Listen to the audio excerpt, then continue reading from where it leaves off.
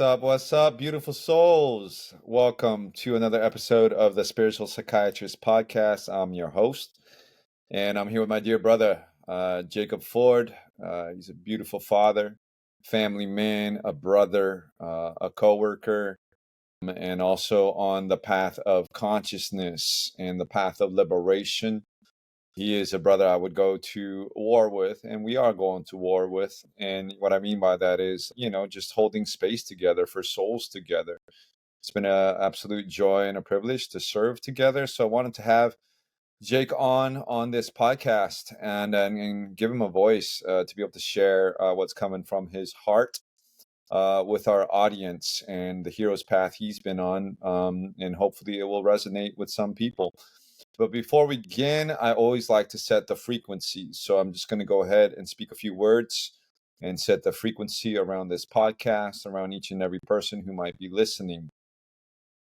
By the love of original, eternal source consciousness field, I surround this podcast, I surround this brotherhood, I surround this mission, I surround this company with the frequency of unconditional love, pure frequency of unconditional love. We invite the eternal beloved ones to come through and channel in the highest joy, good, abundance for each and every person who is listening. And we set a barrier around this frequency, around this podcast, on all dimensions and all timelines of the frequency of unconditional love. By the truth of original eternal source consciousness field, we stand, we welcome in the frequency of our truth.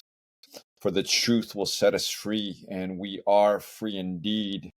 And for such a time as this, the world and earth is looking for men and women who will speak their truth unapologetically, stand in their power.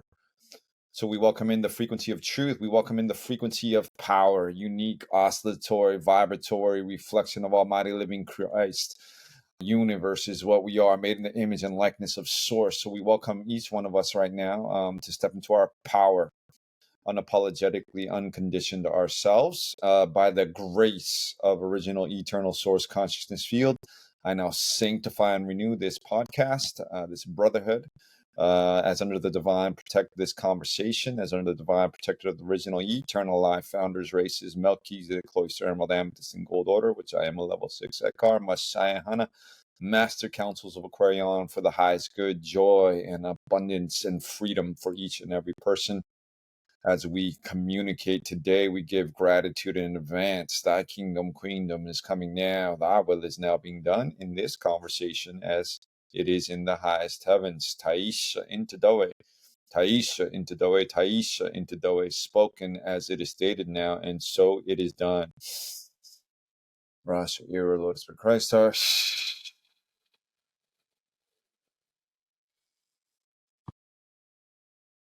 Surround us now.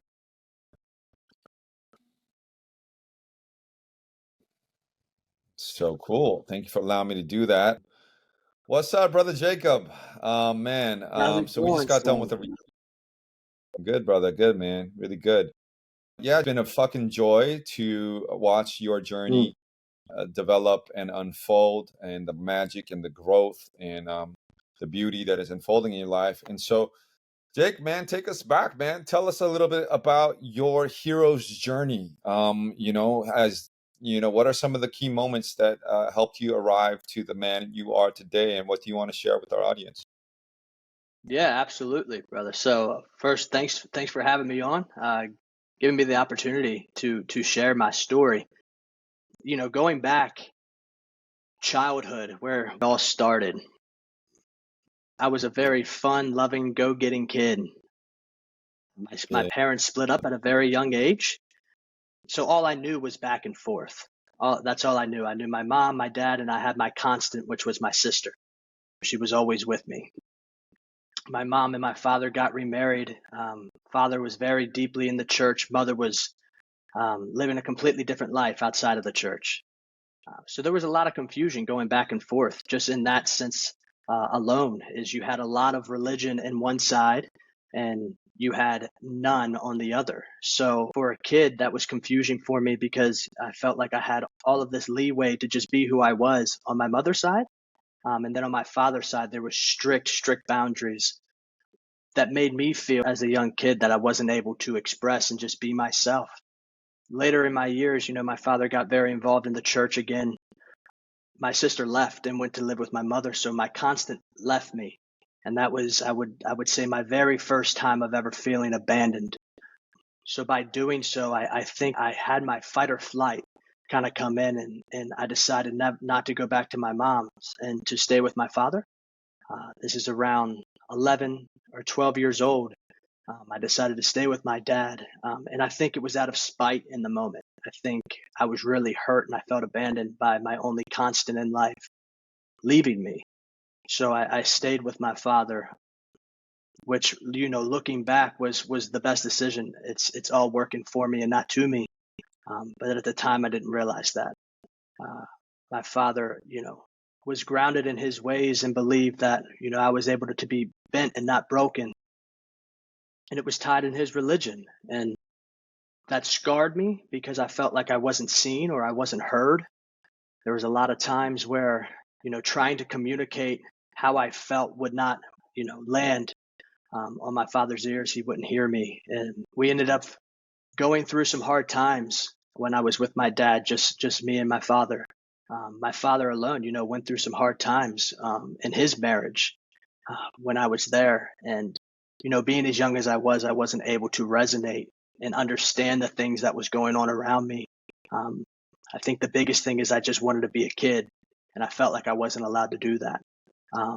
So when all of this happened, I ended up deciding to go and live with my mother, where I felt like I would have the freedom to just run and play and be able to express how I wanted to express.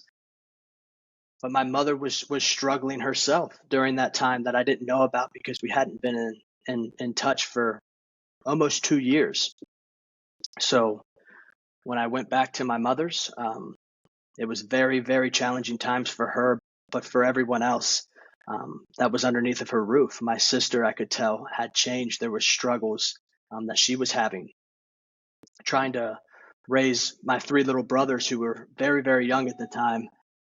So there was a lot that my sister was going through. There was a lot that my mother was going through. And I walked into that thinking that I had it extremely bad. And then I came to another situation where I was like, this is challenging. And I could see the hurt in both of them.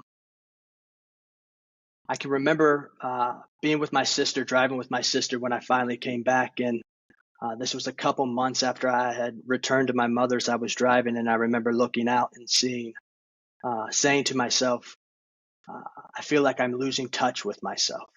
I don't know this person that I'm becoming. And that was like a brief knowing of like, this isn't who I'm supposed to be.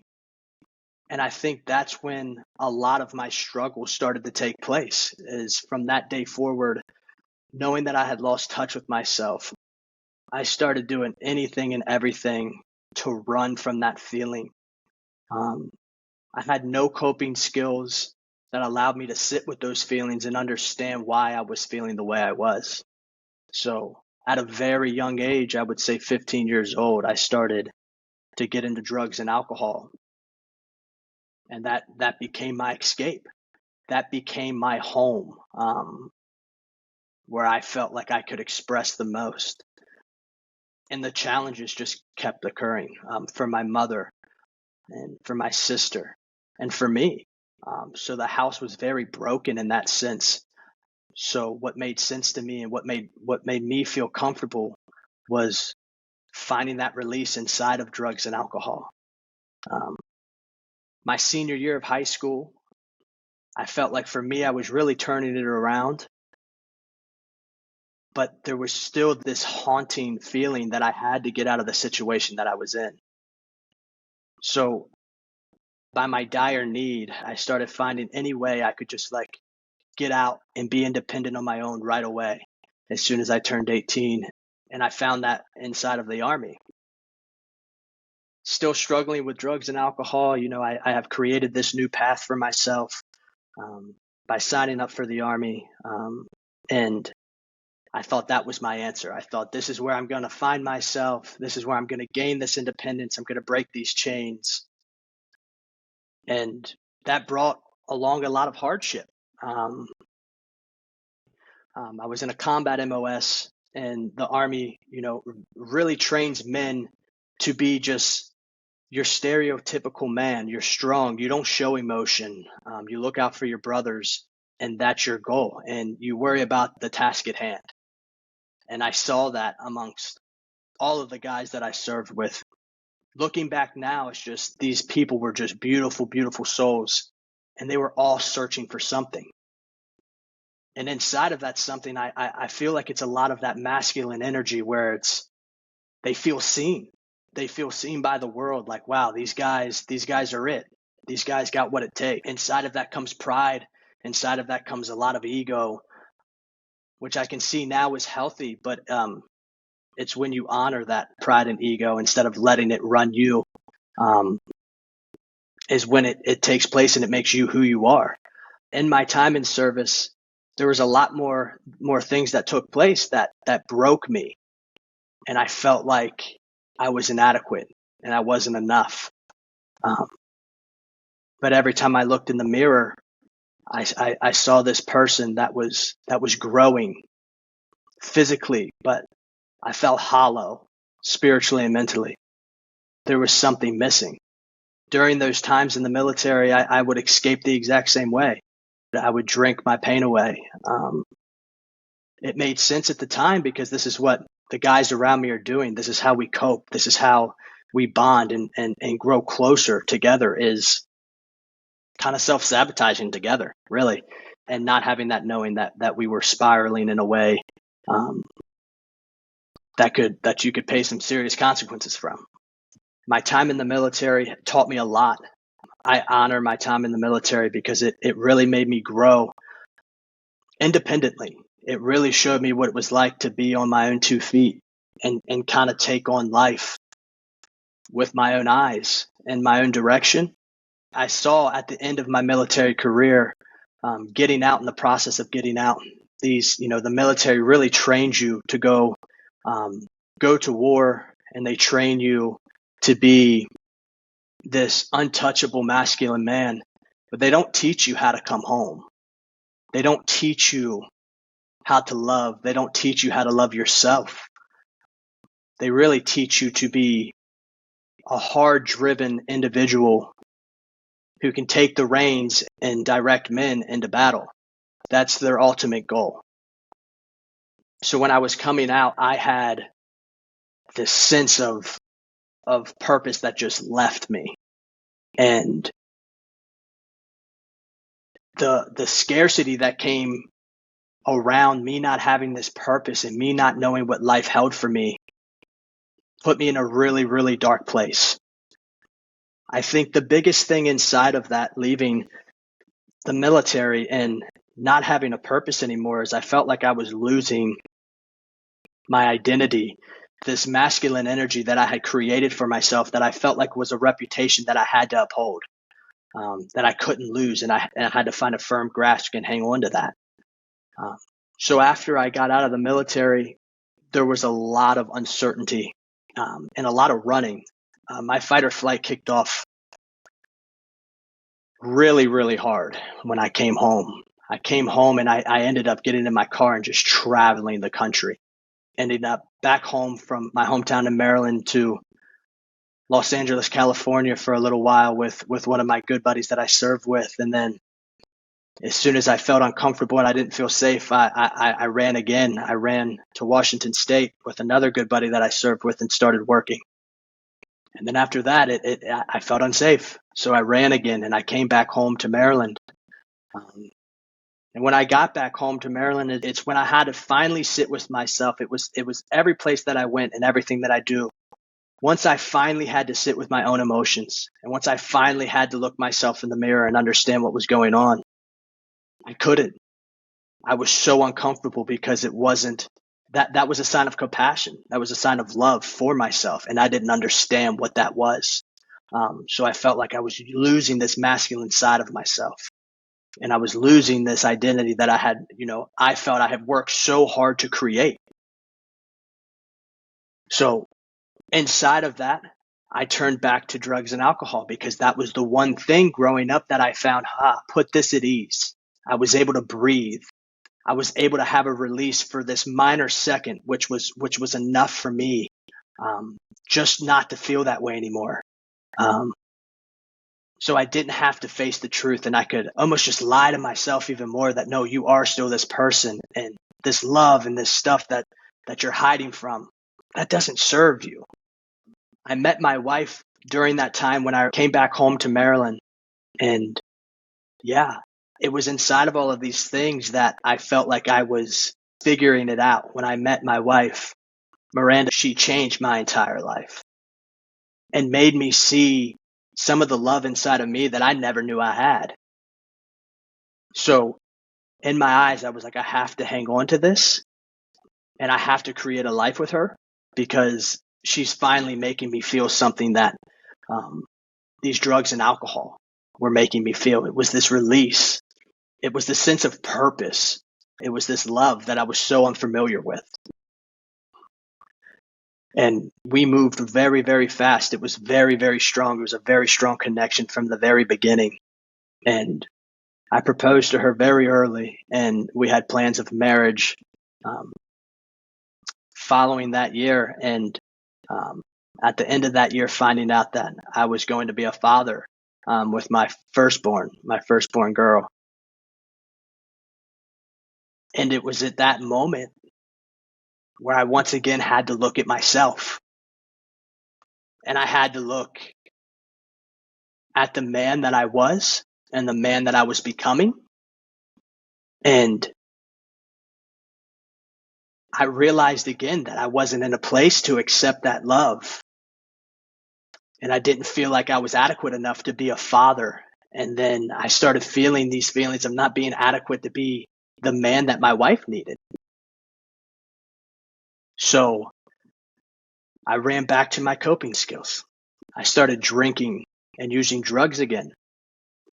And this was my release for that. I couldn't sit with myself, so I ran again. That was definitely my go-to. I would get very flighty, and I would have to get out of that situation at a moment's notice. And, years to come, I would be very up and down with my drugs and alcohol and my substance abuse. And, my daughter was born in May, and that was a glimmer of hope. When that baby entered this world, it was a love that I can't even express. It made me feel whole for a brief second. But I hung on to that hope. I said, there is hope, because I feel how strong this love is. Through the next couple of months, I would struggle again. And then look at and almost doom myself inside of that, because I would look at it and be like, look what you're doing to your family. Look what you're doing. And I would blame, and my self-talk was so negative. I used to talk down to myself. And knowing what I know now, I was creating this for myself because of the words that I chose to speak to myself. So following the next couple of years, I would be in and out of rehabs, doing everything that I could to really find my way. During that time, we ended up pregnant with my second daughter, who was born in April of 2021. I had just got out of a rehab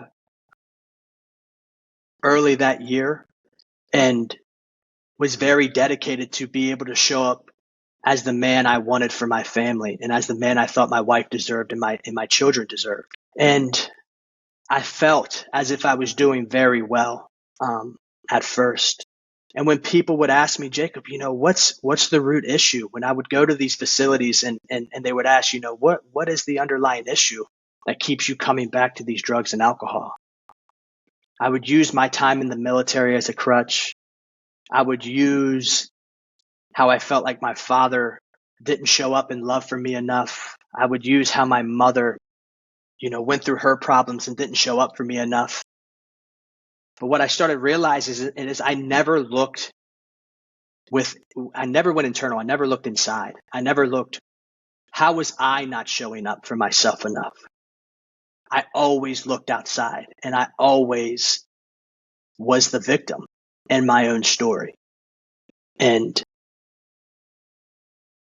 during those years, it was a tough reality, because looking back, that's what I was doing to myself. I was victimizing myself and allowing myself to fall even deeper and deeper and deeper into this depressive state, and just ridden with anxiety.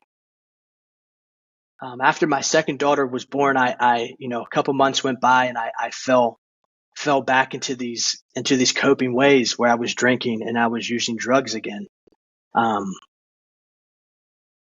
And I was at a place of desperation. I was at a very, very deep place of desperation. I reached out to my father at the beginning of 2022, and I called him up and I said, "Hey, Dad, I know I don't ask for much, but I really need your help." Hearing my father's voice on the other end of that call, I was scared that I wasn't going to get the answer that I felt like I needed at the time. But my father, with open arms, said, "Bub, I think I have exactly what you need. If you're willing to do this, I'm willing to put it together for you." And my dad had been through, at this time, 5+ years of his own healing journey, where he left the church, where he started his own hero's journey, and really, really had been putting in the work. So when he told me these things, I was like, I put all of my faith and all of my trust into it. I saw the change that my father had made. I could hear it in his voice. I could feel it in his words. I put all my faith into that. My father told me, "Buddy, I need you to go away, and I need you to go to a detox facility for 10 days to make sure you're safe." And so that's what I did. I hung the phone up, and it was almost blindly. I know I was in this place of desperation, but the way I would describe this, I almost blindly just started putting things into motion, where my tendencies before were to self-pity myself and be like, "No, I don't have to go right now. I'll get better," and then put no plan into action. So it felt like I was blindly putting these things into action. I took myself to a facility, and I was there for 10 days, still completely unsure what was happening after. I finished my 10 days, and I get into my vehicle and I start driving back to my home. And I call my dad. My dad, told me, "Hey, jump on a call with me when you get out, and I'm gonna kind of lay out some steps of what we're going to do after." So on my drive home, I'm talking to my father, and he's telling me the words that Dr. Sam had told him over a phone call. And Dr. Sam had told him that I chose him as my father, and I chose my mother as my mother, and I chose this life. And there's a reason that I'm going through these hardships that I am. And at first, that didn't land, and it didn't resonate at first. But I was sobbing in my truck, because for the first time in a long time, I felt these emotions that I hadn't felt before. So he's telling me what I'm going to get into, and the 10 days coming. He had called our dear friend Nicole and Dr. Sam. He had put together. This still kind of brings emotion back, because I'm very thankful. But he had put together a 10-day IV therapy for me, to really balance my brain. It was an NAD and amino acid therapy that Nicole specializes in. And he rented out an Airbnb in West Virginia, not far from my home. And that's where I met Nicole for the very first time. I joke and say I'm sure she was shaking to her core seeing me come in there, because I wasn't looking my best. Long beard, shaggy hair, 150 pounds, and just very desperate and lost. I kept trying to tell myself, I don't understand why I'm doing this. Why am I doing this? This isn't going to work. I've tried everything. I've been to 7 rehabs in the last year and a half. What's this going to change? And when I walk in, the energy that was in that room with just Nicole and my father being in there gave me this sense of peace, where I was able to sit back and go, I'm going to be okay. Nicole is an angel, and to be able to sit there and and spend the first 6 days with me, hooking me up to these IVs and just talking, and just this connection that we were able to make over these 6 days was absolutely phenomenal. When I came to her, I wasn't eating, I wasn't sleeping, and 2 days on these IV therapies, I was eating like I was a 200-pound man again, just eating away and then getting the best sleep I had ever gotten in my life. I looked at Nicole and I said, just from the IVs alone, I feel like someone had walked inside of my brain and turned these light switches on that had been off for years. I had never felt more clear in my entire life. So this is when really emotions start kicking up, and I start learning about the things that I'm about to embark on day 7, which was the heart protocol. So these nerves start kicking up now, and I'm starting to feel it. I'm starting to get nervous. And poor Nicole, I asked that woman every question under the sun. Who is Dr. Sam? How is he? What's the protocol like? What's the experience like?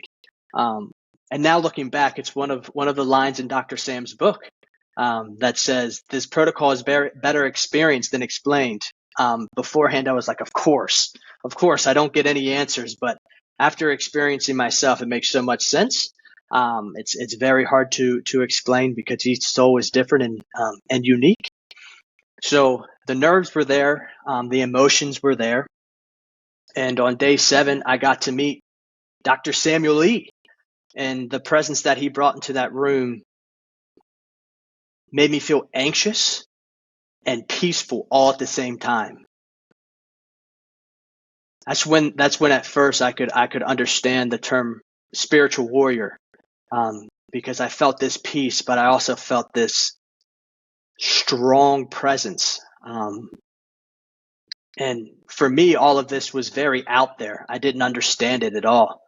So, but I trusted my father, and I trusted his lead. So when he got there, I got to talk to Dr. Sam, and after just a brief conversation with him, I understood I was in the right place, and I was exactly where I needed to be. Going into my first ceremony, sure, there was nerves, and Dr. Sam, relayed to me that these nerves are beautiful and they're normal. They're very, very normal. Be curious. No expectations. Allow yourself to let go and see what's to hold. In my first journey, the first hour and a half, the thing that had a hold of me the strongest was my ego. I didn't say a word, and I wouldn't let go. I like to explain it as I was falling through this Brillo pad, and out of nowhere I let go, and it felt like I landed into these beautiful clouds. And my first words were, wow, how do I tell everybody about this? How can I relay this message to everyone? Because all of this pain and all of this suffering that I had been hanging on to for so long was gone.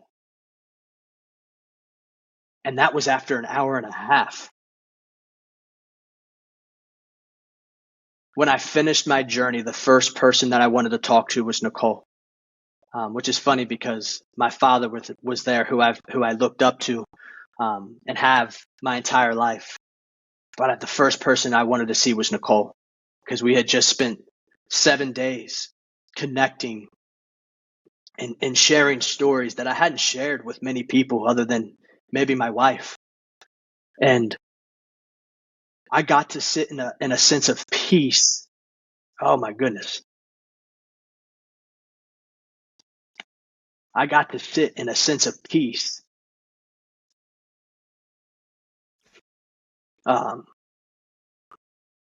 That I don't know if I've ever felt before in my lifetime.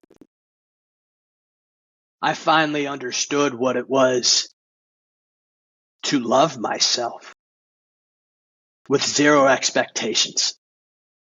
I just loved myself. And I understood at this point that the only thing that was keeping me sick and so lost for so long was my ego. It was playing the biggest role in my life, and it wasn't allowing me to feel that love that I already had inside of me.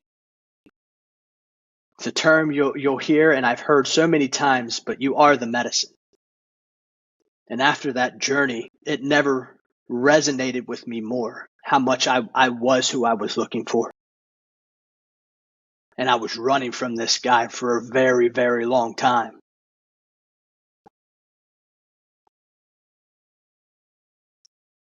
After that journey, my father came back the next day and he looked at me and he said,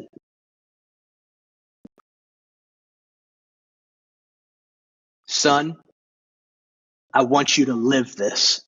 Because all I kept asking was, how do I share this? How do I share this with my wife? How do I share this with my kids? And he looked at me and he said, "I want you to live it." And at the time, it didn't make sense. How do you live this? How do you tell people about this is all I kept thinking. Man, how do I tell the world? I want to run to the highest mountaintop and scream. I got it, guys. You don't have to keep feeling this. There's answers. So I really hung on to that living it. So when I got home and I started to integrate this into my life, daily practices became the biggest thing for me. Where can I sit in this? And where can I find this peace every single day? There was this fierce knowing that if I stayed on this path, I am going to be okay. It didn't matter where I go. There was a mantra I started to live by, and it was love, forgiveness, and happiness, something that I've heard for many, many years from my father, and it didn't resonate. These three things resonated: was love, forgiveness, and happiness. How can I approach every situation, every person, every scenario with these three things? And with zero expectation, just for myself. How can I approach these situations that way? And if I do so, I'm okay. And that was my biggest takeaway from my very first one, was no matter where you go, no matter what you do, you're okay. And that was the biggest breakthrough for me, because it was finally this place where I didn't have to run nowhere but right here. I didn't have to run from anything. If things started coming up, I was able to sit with myself and start being curious and say, why? Why am I feeling this way? Okay, I see that. And now I realize I can love that. I can forgive myself for looking at things in some ways. I can love myself for looking at things in some ways. And then I can be happy in the knowing that I'm okay. The months to come would be me doing everything I could to move on with the purpose that I had found for myself. And my purpose that I had found for myself was helping others in any possible way. It didn't matter what it was. I wanted to help other people. A couple months had gone by, and Nicole had reached out to me and asked if I wanted to come on and help this movement. And I was super excited, but kind of caught off guard at the same time. And but it was authentic, and I dove headfirst into that. Inside of that came a lot of uncertainties, and inside of that came me looking at side of myself that I weren't comfortable with still. But it made me explore further inside of myself. It made me sit with myself in these uncomfortable situations where before I would drop it all and run. And finally, I had this knowing now of love and forgiveness that I was like, no, I can sit with these emotions and I can show up the exact way that I want to show up. So with that knowing, I really started diving in and doing as much as I could to help at the highest level that I could, because I believe in what is happening. I believe in the magic and the love that is being spread and the healing that is happening around the heart protocol. I was called to do my second journey a year ago now, and in that journey was kind of like a stamp of approval of what I had done in my integration leading up until that point. I was spreading a lot of love. I was feeling a lot of love. I was screaming hooping and hollering, enjoying where I was and how far I had come. But the one thing that did pop up for me again was a sense of insecurity, a sense of inadequacy. I was, hey, you're not good enough. And in that moment, I yelled at the top of my lungs that I am powerful. I am powerful. And after that journey was finished and I went back and listened to my transcript, I'm listening to it and almost finding this piece of me that's saying, are you good enough? And the moment I asked that question to myself, in my transcript, I yelled, I am powerful. And with the knowing that I had from my first transcript, because I went into my integration so fiercely, that this is exactly what I've been looking for. As soon as I heard myself say I'm powerful, I knew that was my higher self. I knew that was spirit, that was source, whatever you want to call it. I knew that was my higher self telling me, do not question this. You are powerful. Stand in it. And that's all I needed to hear. That's it. I didn't need to hear it from anybody else. I needed to hear it from myself. I needed to hear myself tell myself I'm powerful because I love myself. I trust myself. And it was a testament of how comfortable I was to sit with myself to when I heard those words, that it spoke volumes and had me really stand secure in where I was. So going on to living in my knowing and not having to try to run and tell people about this. Not long after my first journey, and just by living it, my sister saw a difference. My sister journeyed. By my sister journeying, my brother-in-law journeyed. By my brother-in-law journeying, my wife journeyed. Through that, me and my wife had a connection we had never had before. And through my years of drug abuse, I put my wife through a lot.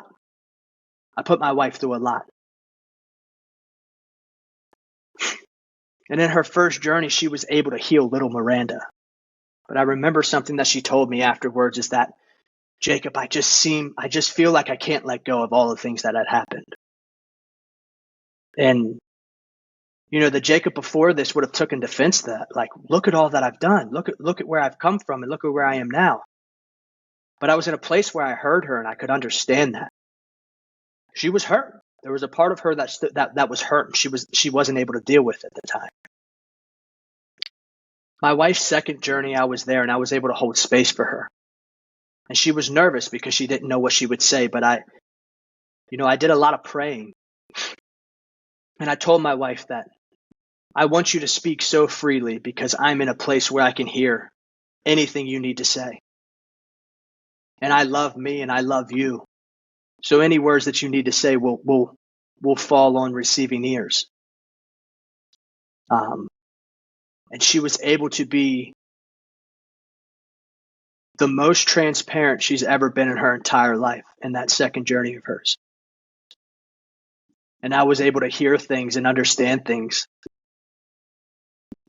that I wasn't understanding before. When we went home after her second journey, things have never been better. We can communicate and understand each other in a way that we were never able to before. Sure, we're human. Sure, we still deal with these emotions and things come up. But the way they are resolved are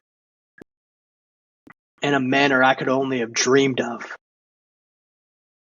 because of how well we see each other. My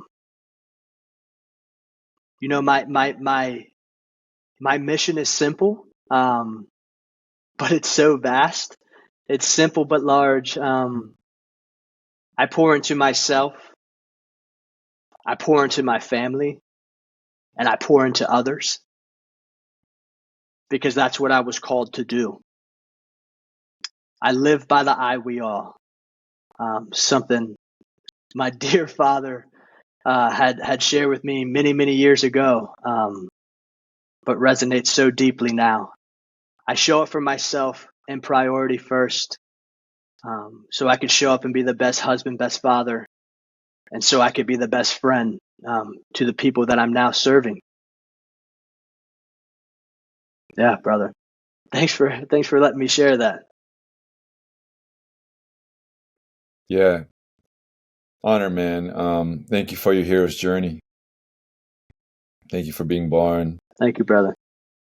Yeah, man. Thank you for sharing from your heart. So many beautiful themes, things you've overcome and are overcoming from your hero's journey. What would you say now to a little kid whose parents are just he's 12. He's in church and he's confused and his parents are separating. What type of wisdom do you have for that kid?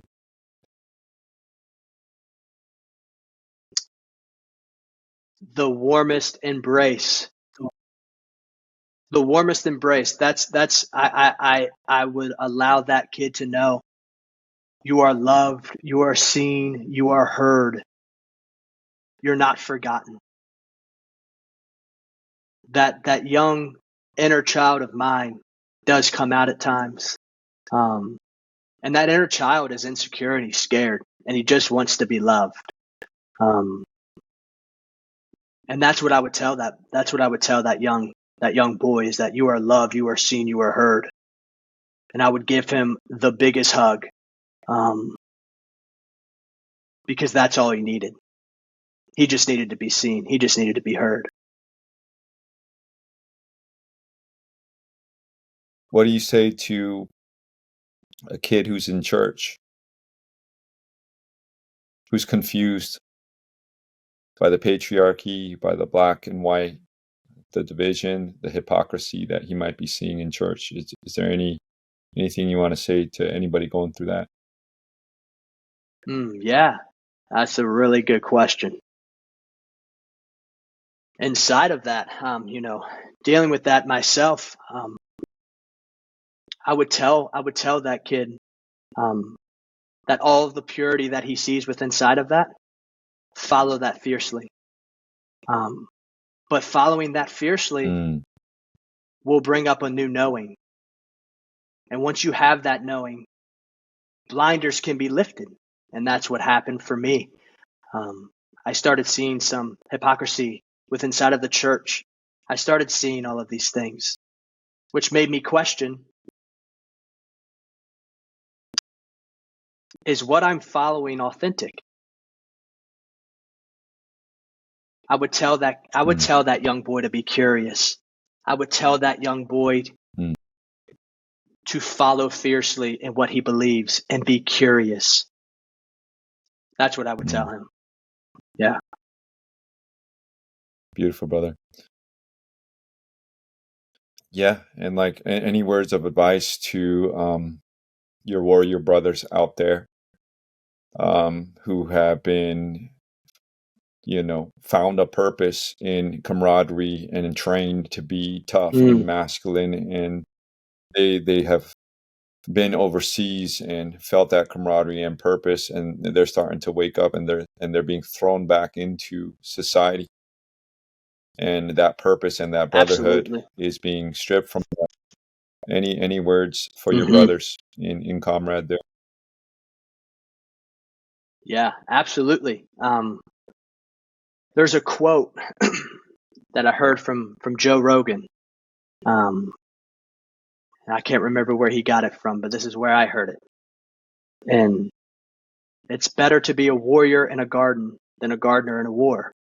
And that resonated with me. Because it's okay to have that masculine side. It's okay to want to be, a masculine presence. But that masculine presence is used when the time is needed. The other times, it is meant for love and compassion and healing. and understanding who you are. What I would tell my brothers that are out there, my brothers and sisters that are out there, that are having a tough time with this transition, I would tell them that they are seen, they are heard, and they are loved. And all of the things that they are going through right now, as much as it seems like there's no way out and you've dug this hole so low that no one can get to you, all you have to do is look right here. And it's closer than what you think, and I promise there's hope. And where there's hope, there's so much to explore. You are loved, you are seen, you are heard. And we're a phone call away.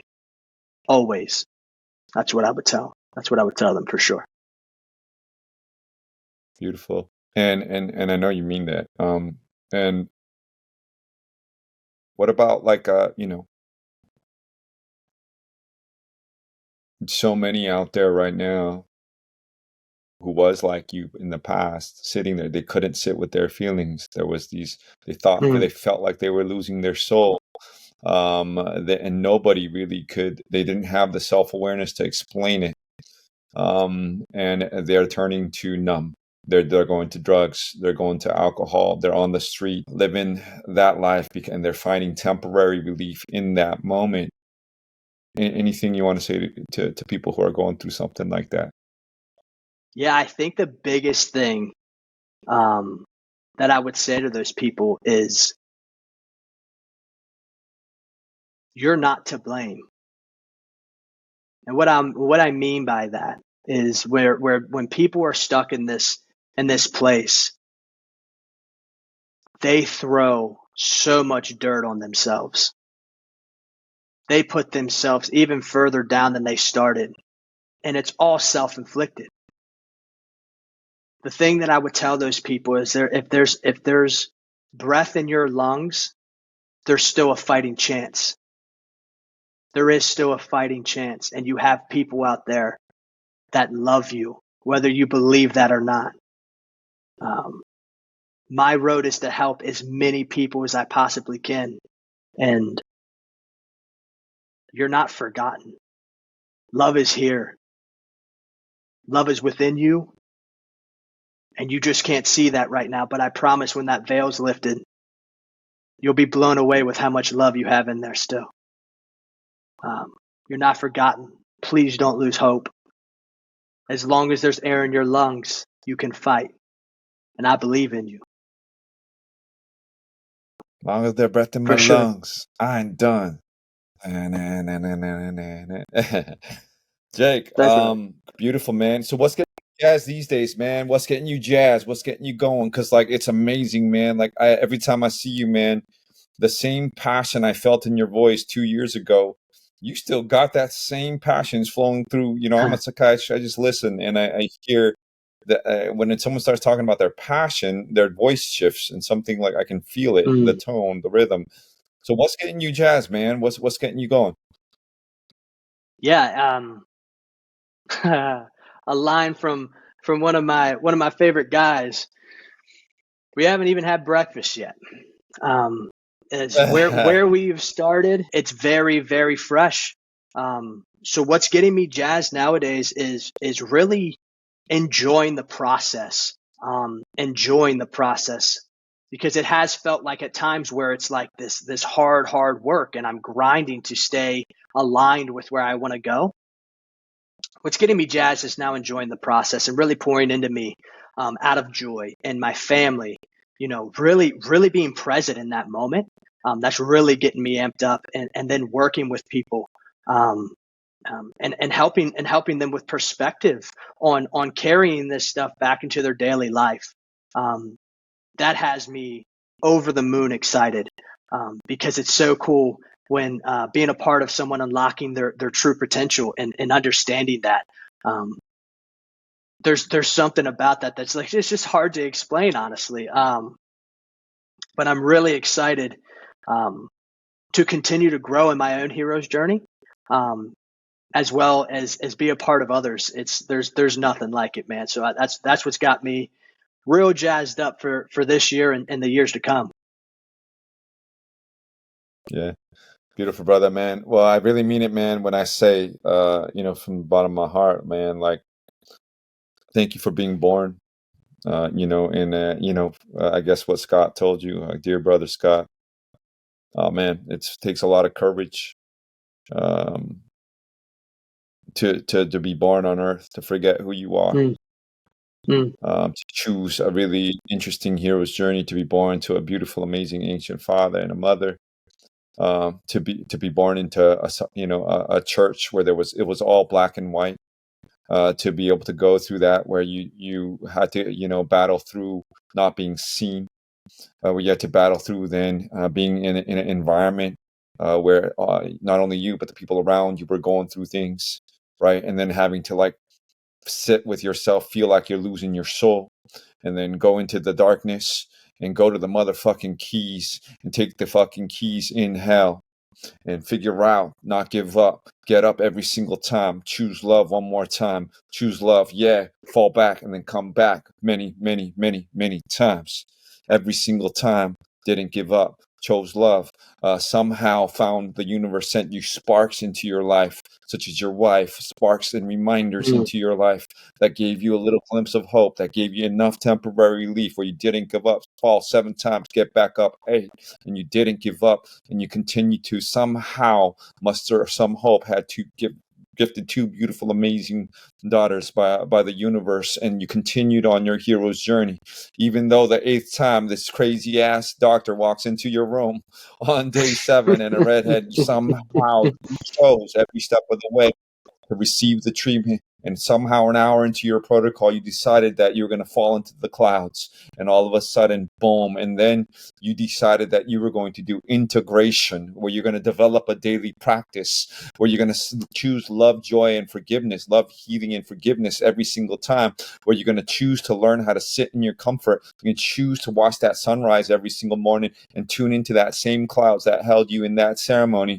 And you're going to choose that when things don't feel aligned, to sit with it and somehow believe that, hey, this is my purpose, this is what I'm here to do, and then have those conversations, and then get the call. And then once you got the call, you still had to grind through it, and then you still kept the passion. And here we are, a year and a half, 2 years later, but we're serving together now. You're doing integration calls now, and you're living out your motherfucking hero's journey, man. And it's a fucking joy to ride next to you. And you're right, bro. likewise, We brother. ain't even had breakfast yet. Yeah. That's right. So much love. That's right. Thanks for hopping on with me. Love, light, peace, and truth to all sentient beings. Yeehaw. Let's go.